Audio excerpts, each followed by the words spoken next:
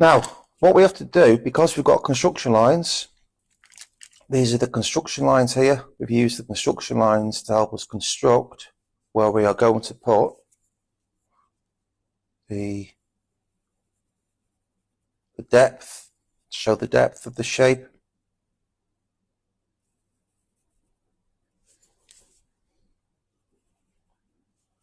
So we need to distinguish where the shape finishes and where the construction lines begin. Now that we've got the actual shape finished, completed, so what we will do is we'll use our fine liner to draw around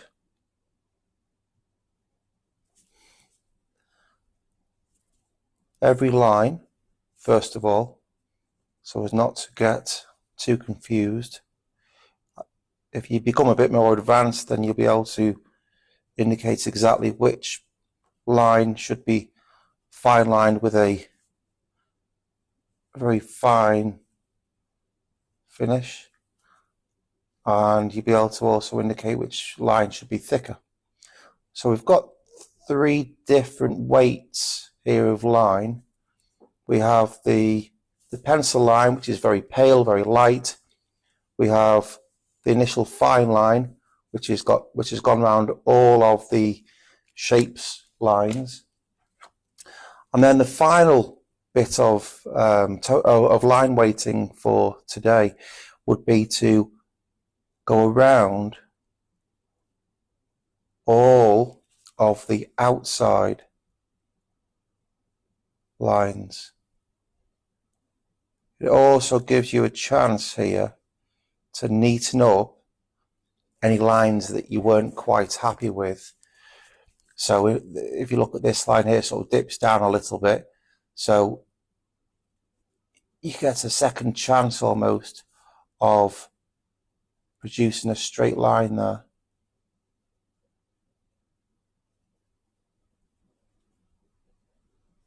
Like so. Let me come over to the top.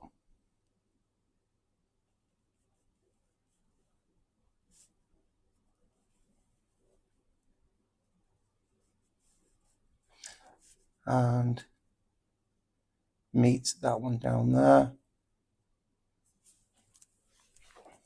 And the one on the left side.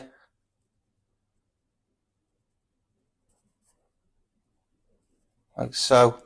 And then, so that there are all the outside shapes, but also we've got this hole, because this square, we turned it into a cuboid, and then we've got the cutout in the center.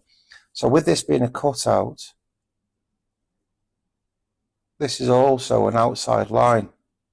So to indicate that fact, we have to go around the shape like that.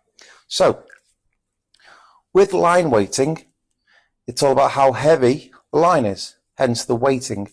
So we've got pale line for construction lines. We've got a thin line for all the keep lines, all the actual shape. And then we have a thicker line for going around all the outside